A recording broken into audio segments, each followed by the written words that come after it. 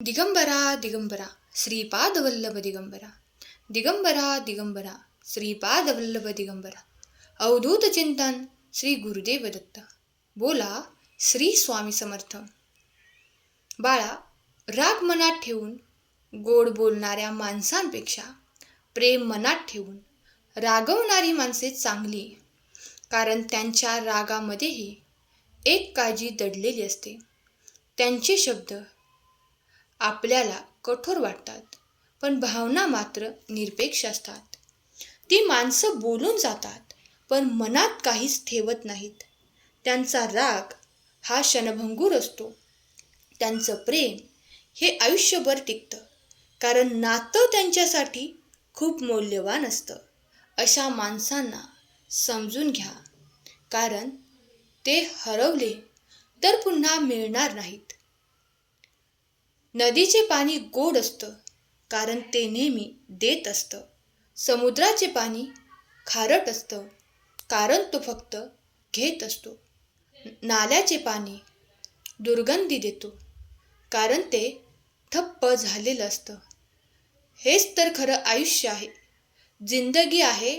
देत राहाल तर लोकांना गोड वाटेल. देत राहाल तर लोकांना गोड वाटेल.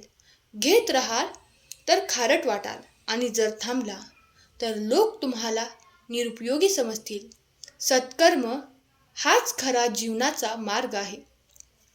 सत्य वाटत असेल तर एक लाईक करा आणि आपल्या प्रियजनांना शेअर करा. कोणी पहाटे 5 वाजता उठून दिवस सुरू करतो, तर कोणी रात्री 2 पर्यंत मेहनत करतो. कोणी 22व्या वर्षी बिझनेस सुरू करतो, तर कोणी 35व्या वर्षी स्वप्न पाहायला सुरुवात करतो. काही लोकही 2 वर्षात यशस्वी होतात, तर काहींना 10-10 वर्ष लागतात, पण दोघेही यशस्वीच होतात आपापल्या वेळी. त्यामुळे तुलना करणे थांबवा. तुमचं आयुष्य, तुमचा प्रवास आणि तुमचं वेळापत्रक हे वेगळं आहे. उशीर झाला तरी हरकत नाही. लवकर सुरुवात केली तरी घाई करू नका, आणि मजेत जगायचं आहे आपल्या पद्धतीने, शांतपणे आणि विश्वासाने. भगवंतावरती विश्वास ठेवा, सर्व काही शक्य होईल. सहमत असाल तर चॅनेलला सबस्क्राईब करा आणि हा संदेश तुम्ही शेवटपर्यंत ऐका. जेवढे गप्प बसणारा माणूस, तेवढा आतून फडफडणारा. जेवढा मदतीला धावणारा, तेवढा स्वतः दुःखात बुडालेला. जेवढा हसणारा, तेवढाच आतून तुटलेला. जेवढा शांत दिसणारा, तेवढाच मनात वादळ घेऊन चालणारा. जेवढा स्वतःवर हसणारा, तेवढाच अनुभवाने पोळलेला. जेवढा सगळ्यांना समजून घेणारा, तेवढा स्वतः कोणाला न कळणारा. माणसांची वेगवेगळी रूपे आहेत, त्यामुळे लोकांचा विचार तुम्ही करू नका. लोक विचारतील काय करतोस, हे म्हणून नाही की त्यांना खरंच काळजी आहे, तर तुमची औकात किती आहे हे कळावं म्हणून विचारतात.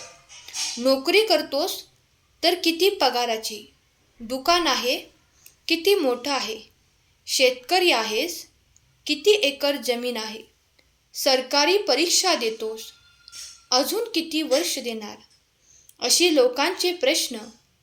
आणि जेव्हा त्यांना तुझी औकात कमी वाटेल, तेव्हा खोटं समाधान देतील, मनात खुश होतील आणि निघून जातील. त्यामुळे अशा लोकांना महत्त्व देऊ नका. त्यांच्यावरती विश्वास ठेवू नका. विश्वास ठेवायचाच असेल तर परमेश्वरावरती, भगवंतावरती ठेवा, कारण तो प्रत्येक वेळी आपल्या प्रिय भक्तांच्या पाठीशी असतो. सहमत असाल तर होय स्वामी देवा टाईप करा आणि हा संदेश 2 जणांना शेअर करून संदेश शेवटपर्यंत ऐका. बायकोचं रडणं दुःखदायक असतंच, पण हेही तितकंच खरं आहे की एखाद्या पुरुषाला रडवणं म्हणजे हातावरच्या रेषा मिटून जाणं. ईश्वराने स्त्रीला बाहेरून कोमल आणि आतून शक्तिशाली बनवलं आणि पुरुषाला बाहेरून कठोर आणि आतून एखाद्या लहान बाळासारखं. म्हणून जितका प्रयत्न एखाद्या स्त्रीच्या हसण्याचं कारण जपण्यासाठी करावं लागतं, तितकाच प्रयत्न एखाद्या पुरुषाच्या डोळ्यातलं पाणी थांबवण्यासाठी सुद्धा व्हायला हवं. स्त्री आणि पुरुष दोघांवर ही दुनिया उभी आहे.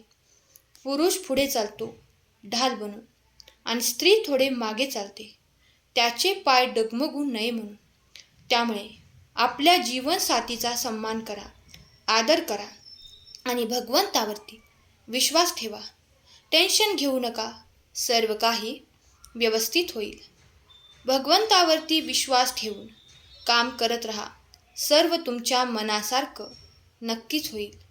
लोक बोलतील, प्रत्येक वेळेस लोकांना दोष देत बसू नका.